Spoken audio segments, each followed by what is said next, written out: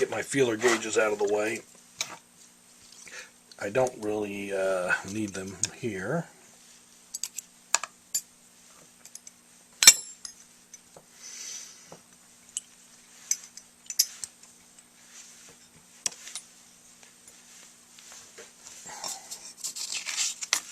Okay, I use a plate of glass with 2 different grits of sandpaper on there. I'll talk about that some other time in another video.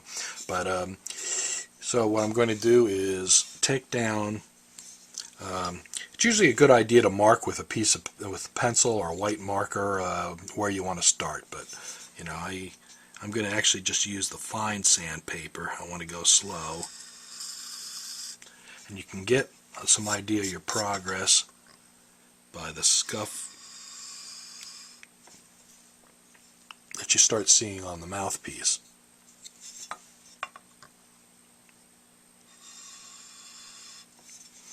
Okay, I'm going to check that. Let's see if I'm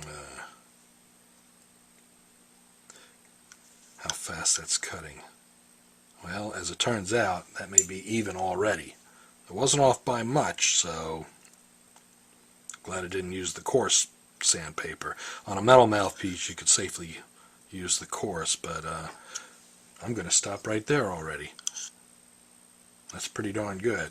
And as it turns out, I don't think our tip rail got a whole lot thinner. Thicker, I mean, in this corner. I'll be able to fix some of that, but not as much as I was hoping for.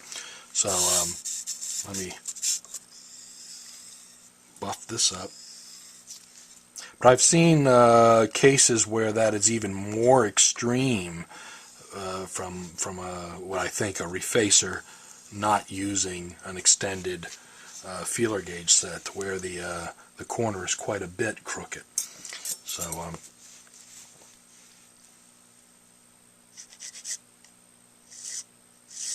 okay, just kind of eyeballing, and the tip rail is very thin. It's a lot thinner than I like to make it, but I mean, thin tip rails articulate well.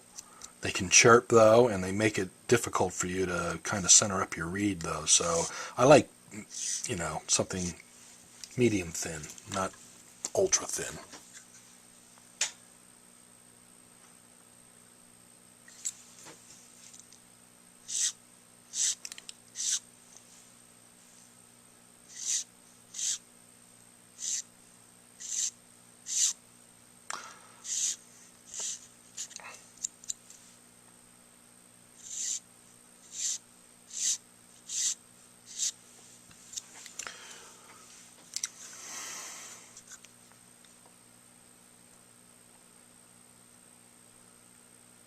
That's a lot better.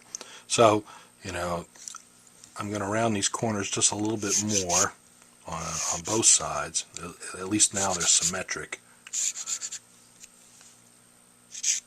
And some reeds do have a little bit more of a pointed corner than these templates have that I have. So I'm going to leave some of that there. You know, these are, I think, based on Van Doren reeds. So the other tool that I have after files, I have sandpapers glued to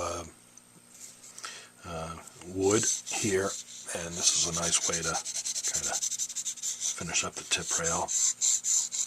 That's a 240 grit, and then I can go down to something finer. This is a 500 grit.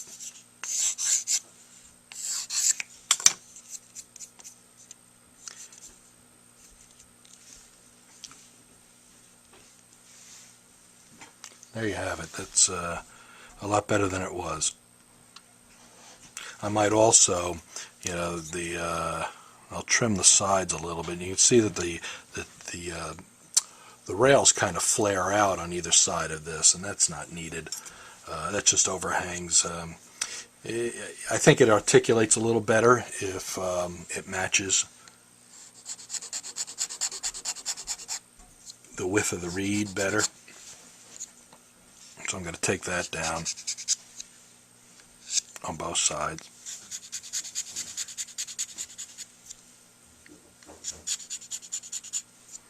This is a Val Titan file. It's a 0 grit. It's one of their coarser ones, actually, which is still very fine.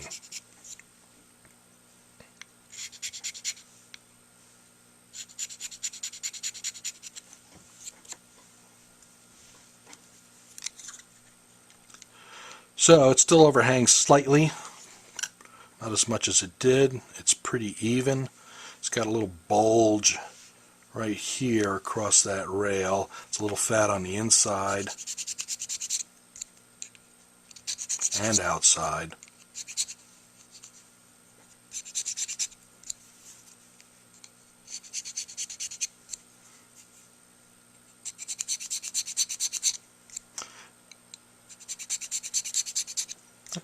This isn't going to make it play significantly better, but it is, I think, part of a good refacing job to make your rails symmetric.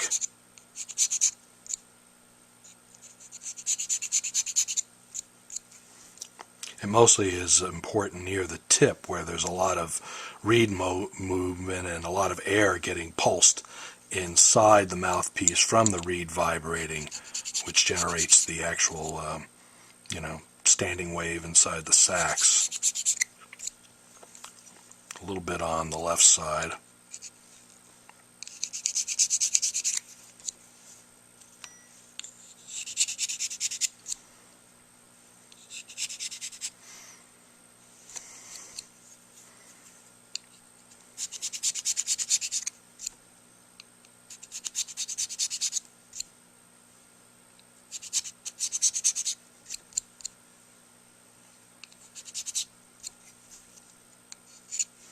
Okay, then I grab either a 300 or 400 grit sandpaper, try to get my file marks out.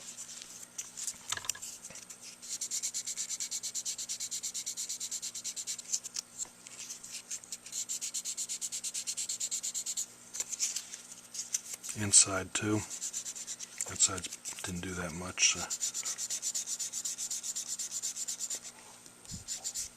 You can break the edges a little bit, and they don't need to be razor sharp.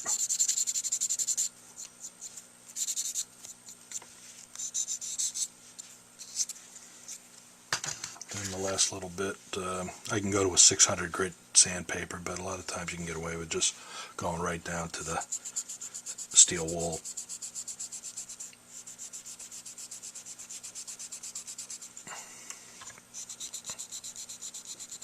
This particular mouthpiece is a Buffet vintage one.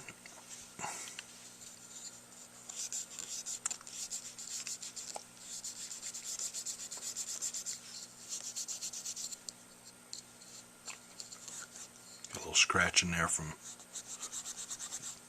the end of my file work. Came right out. Okay, and the other thing I try to do is you can use the back of a sheet of sandpaper to try to polish the rails. There's a little bit of grit left on actually the back, either from the factory that made it or just from the storage, I guess. And it puts a little polish right on the edge. Sometimes I finish the job using a rubbing compound and some metal polish on the outside, but that's good to go the way it is.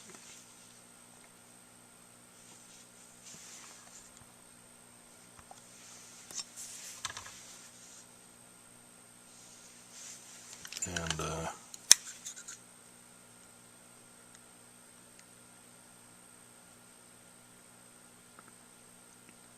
lot better than it was.